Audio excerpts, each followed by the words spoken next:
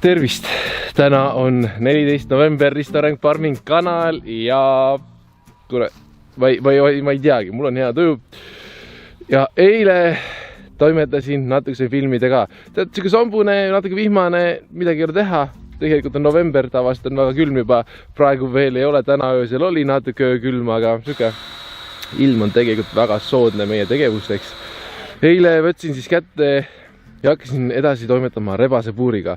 Et raamid, noh, neli külje raami lasin kokku, tegin ära ka siis need diagonaalid sinna sisse ja diagonaalid puht selle pärast juba praegu, tavaliselt ma panen need hiljem, et siis kui raam on püsti, panen diagonaalid, loodin ära, aga praegu panin natukene varem selle pärast, et kuna raamid on mega suured, just pikkuselt, siis ei üksi tõstes, et nad ei oleks sellised lussid, siis ma lihtsalt lasin diagonaalid nurkadesse ära, et teha seda ühte tükki raami tuugamaks lihtsalt, et ma suudaksin teda normaalselt tõsta, sest kui ta hakkab kõikuma igatepidi, see on nagu väga keeruline tõsta teda.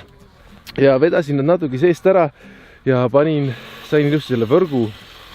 Võrkpõrand tuleb mult peale, eks ole, osadesse kohtadesse hakkepuit, osadesse kohtadesse killustik, osadesse kohtadesse muld, aga võrk on igal pool rebasepuuril all, et nad ei saaks ennast läbi kaevata. Tugev terasvõrk, see rebasepuuride tegemiseks võrkkasvandustes, see on nagu väga tugev, see ei lagune, ei mädane, on seal kaetud ka ilusti ja veel tsingitud ka selle värvikihi all, nii et see peab kaua vastu, ma ei muretse. Tõin siis murutraktoriga sellest samast kohast, kust me lasime vedada siis siia aeda neid paekive, seal on kive külje veel, aga kuna rebasepuuri jaoks on mul vaja natuke õhemaid, sest vundament majale on 10 cm, siis kõik kivid peavad alla 10 sendi jääma, siis läksin otsima sealt samadest hunnikutest neid õhemaid kive ja murutraktori kohale, noh, murutraktoriga läheb natuke kauem, midagi ei ole teha, kui autoga vedades oleks, aga ma ei saa nagu valida praegu sellepärast, et maa on juba piisavalt pehme, et ma ei hakka vedama autoga ja autohaagisega siia taha nagu neid raskeid asju, sest see tambib ära lihtsalt.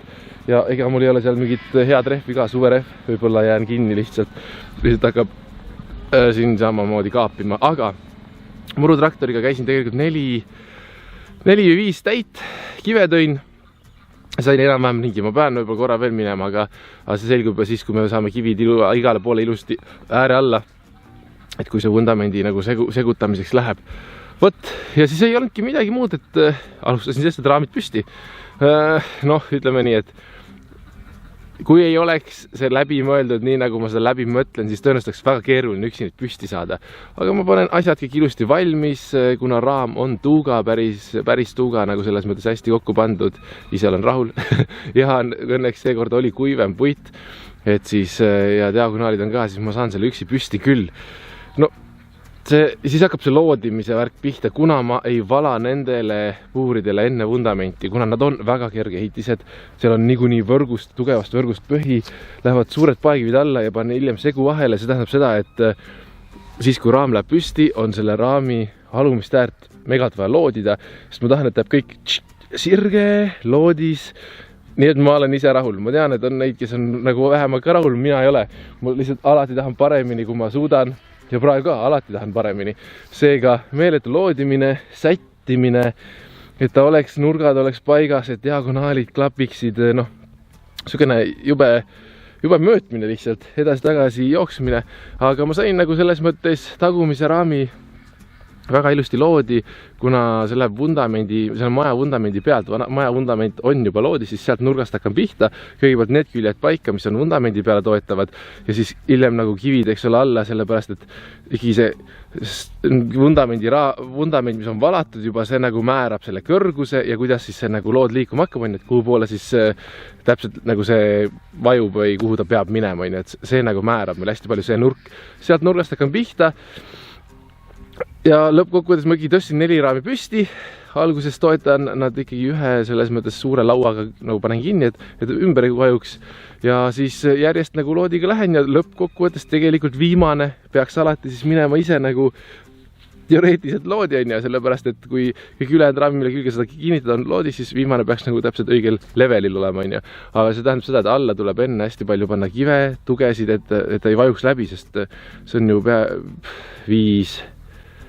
üle 5 meetri pikk on iga külg on ju, noh, 5 meetrit ongi, 5 meetrit on külg pikk, eks siis see tähendab seda, et ta nagu kipub ju ära vajuma, kui seal ei ole tuge all, et noh, 5 meetrit pluss, mis on nii tugevalt ja raske, et siis ta vajub nagu lõpuks läbi, ehk siis igale pool tuleb tugesid alla panna, ma panen iga poole meetri tagant juba toed alla, loodin enne ühe planguga ära, üritan loodida ja siis tõstan alles raami peale, et siis ta toedab igalt poolt juba ja siis on enamus töö tegelikult tehtud ja enamjaolt siis on nagu loodis, kui üks käsi ära ei liigu. Aga tead, ma olen rahul, ma olen praeguse seisuga ja praeguste arengutega nii rahul, et kohe hea on olla. Et noh, päris suur on see on päris suur. Et siin teis on praegu, raam on koos, see ei ole nagu lõplik raam, selles mõttes meil on vaja ju teha veel, ma räägin kohe selle ka ära, seal taga on siis see maja vundament, sinna on vaja raam sisse teha veel ja see tuleb siis väike aken põhimõtteliselt, tahapoole tuleb üks uks, kus me saame sisse minna ja see on niisugune nendele varjualune raam, maja, mida tegelikult nagu seadus ei nõua, aga mina tahan, et neil oleks. Vot, aga see on nüüd kõige suurem puuriraam, mis ma olen teinud. Ja ta tundub nagu madal, vaadates, et seda puuriraamist tundub nagu madal ja hästi nagu noh, aga tegelikult on sama kõrge nagu need teised, mis on seal, aga ta lihtsalt on mastaabilt nii palju pikem, on kõik küljed. Ja see on nüüd kõige suurem puuriraam, mis ma olen ehitanud. Ninakarude puur on muidugi kõrgem, sest ninakarudel läheb siis siit niimoodi üles, aga nendel rebastel ei ole kõrgust vaja, nemad ei roni. Seega siin ta on. Muidugi nad ronivad mööda võrku, nad võimelised üles ronivad. Me teame tegelikult, et meie kohalik rebane ka suudab hüpata kuni 2 meetrit üle aia tegelikult. Siis siia peale tuleb ka tegelikult 1-2 prussi, mis tulevad veel keskelt toega, puud panen kasvama justkui siia, panen tüvid ja siis need lähevad kinni, et ära ei vajuks ja peale läheb lihtne võrk siukene 50 korda 100, põhimõtteliselt nagu see rohelnaed meil siin ümberringi on. Puhtalt seepärast, et kui tal tekib tunne, et ta tahab mööda võrku üles ronida, siis sa nagu ei saa sealt läbi minna kohe ja seal ei pea olema nagu tihe võrk. Et seal võib olla lihtsalt mingi kate peal, et oleks turvaline ja oleks kindlustatud see, et nad ei saa välja sealt. Muidugi teine võimalus võiks panna sellele puurile peale mingi siukene väikene nurk, et kui ta läheb mööda võrku, seal on mingi äär ees ja siis ta ei saa üle. Et ma mõtlen, kuidas ma teen seda. Võib-olla see äär oleks ka stiilne ja äge, et noh, siukest puuri meil pole veel. Pealt on täiesti lahti, siis ma saaks mingi puu kasvama keskele panna. See oleks ka lahe, kasvaks siit välja ja siis äärtest ikkagi üle ei saa, et see oleks üks lahendus. Ehk siis ma mõtlesin tegelikult, noh, praegu mida ma rääkisin, see on praegu hetke mõte, on ju, et tuleks siit siis a la niimoodi, siukse nurgal natukene mingi raam veel, aga mitte täiskõrguses. Aga võt, rebase puuriraam saab kokku. Ma üritan täna selle saada niimoodi kokku, et puuriraam on koos. Noh, päevad on mega lühikesed. Hästi keeruline on jõuda mingite asjadega, seepärast, et päevad ongi väga lühikesed, sest läheb nii ruttu pimedaks. Aga noh, ma saan pimedas minna savikõtta näiteks, miks mitte. Ja üritan täna siis saada selle puuriraami kokku. Nüüd ma lähen lõunale ja see tähendab seda, et ma toon sae ja ma arvan, et ma teen selle karkassi ka sinna taha ära ja siis topin igale poole kivid alla. Kui saaks raamid kokku, kivid alla, siis ma oleks tänase tööga väga rahul, sellepärast, et siis saaks teine päev teha segu, sest kui nüüd läheb soojemaks, täna öösel oli väga külm, aga samas me võime natukene segu siis osta seda külmumisvastast ainet ka, aga saaks siis vundamendi tehtud, raami valmis, siis on juba äge, siis peab hakkama võrku otsima, võrk peab olema siin siis ideaalis, ma tahaks saada 50 korda 50 silmaga rohelist võrku. Mulle tegelikult nüüdses hetkes juba ei meeldi neid võrke kasutada, seepärast neid on tüütu pingest tõmmata ja lõpuks nad lähevad ikkagi luusikustiks, ma tahaks, et oleks paneel, aga 50 korda 50 silmaga võrkpaneeli lihtsalt ei leia. Niimoodi sellist, mis oleks samamoodi nagu on need 150 korda 50 on ju.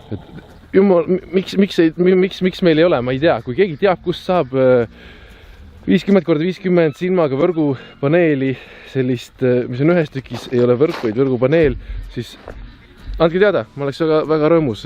Ma tean, et nad on kallid, aga selles mõttes ma üritan neid teha ikkagi 10 aasta jooksul korra neid puure, siis võib-olla leiaks võimaluse, et see noh, ideaalis tahaks. Aga kui muud üle ei jää, siis teeme võrgust, sest see ei ole ka kole, ma suudan selle nii pingesse tõmmata, see küll, sest karkass on tugev. Vot, rebase puuriraam, siin ta on, siit ta tuleb ja ainult paremaks läheb. Nii, mõtlesin, et teen karkassi, eks ole, aga teate, see on vihmane tüütu ja siis samas võtsin hoopis kätte ja panin ära kõik alla ilusti kivid.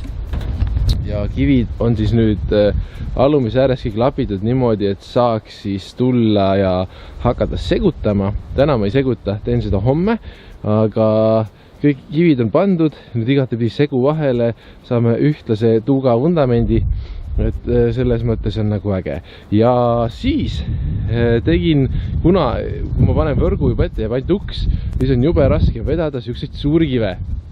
Ja neid suuri kive on tundnud lihtsalt praegu tuua lihtsalt läbi siukse augu, eks ole. Seega ma vedasin suured kivitse sisse ära, sest ma tahtsin neile kohe mõeldes rebastele, kuna nad on suhteliselt väiksed rebased, siis see ei ole väga keeruline. Tahtsin teha neile kivistkoobast ja tegin siis kivistkoopa niimoodi, et on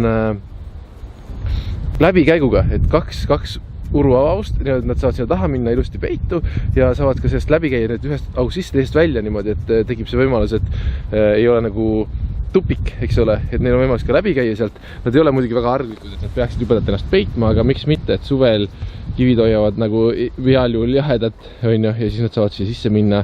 Et üks auk läheb siis siit, teine tuleb sealt poolt välja ja tegelikult suhteliselt suured kivid. Suured kivid vedasin käsikäruga, põhimõtteliselt üks, heal juhul 2 kivikäru peale, sest muidu käru lihtsalt laguneb ära. Aga sain hakkama, see mõttes ei ole nii pikk vahemaa ka nüüd, et sealt siis tuua siia sisse, on ju, et neid kive ei ole ju nii palju nüüd ka. Aga lõppkokkuvõttes hunnik sai tugev ja võimas ja katsusin igatepidi niimoodi lapida, et ei oleks mingit loginat kuskil sees. Iseenesest rebased on nii kerged, nendega nagu ei juhtu midagi, kui nad seal peal kõnnivad, isegi kui ta loksuks natukene. Aga ma proovisin astuda kõik kivid ise ka läbi, seega tegelikult hunnik on nii stabiilne, et ükski kivi minu raskusel ka ei loksu. Hüppasin peal, kokku ta ei vaju, nii et väga äge, natuke teeme siis põhimõtteliselt kujundust ka sisse ära. Tegelikult peaks tooma nüüd siia sisse ka need ära need siis need puud, nagu me ikkagi kujundame puuded ka. Kuna ma tahan siia sisse panna kasvama mingit taime ka, mingit põõsast, siis ma panen selle koha peale mingi taime kasvama keskele, et see kasvaks rohelusse natuke, et jääks põõsavarju, et nagu põõsavarju all on siis nagu kivihunnik, kus nad saavad urgu minna ja siis nad saavad siin nagu ümberringi toimetada. Ja siis kindlasti mingid oksarisu ja sükest nagu, et teeme võimalikult looduslikku jälle, nagu ikka. Seega rebasepuur hakkab ilmet võtma. Me peame muidugi vedama sinna enne, kui me paneme küljadele ette veel mulda. Peame natuke killustikku ka, et osad kohad jääksid nagu mullaga, osad killustikuga. Ja siis ongi nagu see point, kus me saame hakata seda imutama, hakkame võrgu peale mõtlema ja nii edasi, et sellega ei ole tegelikult nii palju teha. Kui oleks suvi, läheks väga ruttu, aga on talv ja ei lähe nii ruttu, sest päevad on hästi lühikesed, ilmad vahepeal jauravad. Ühesõnaga sükene bla, et november on november, midagi ei ole teha. Isegi on soodne. Vot, rebasepuur võtab ilmet, oleme ise tublid, rõõmsad ja teeme sellest väga ägeda puuri ja siis läheme juba järgmiste asjade juurde, sest teate, need ei lõppe lihtsalt, on ju. Teie olge tublid, share'ige, like, jagage, olge mõnusad, kui läheb hästi, ma annan teada veel. Ja siis neljapäeval teeme YouTube laivi, sest mul on sünnipäeva raames, kellaaja täpsustan ka. Enne teen ühe video veel siia vahele. On ju. Olge tublid, näeme järgmine video ja muidugi tšau!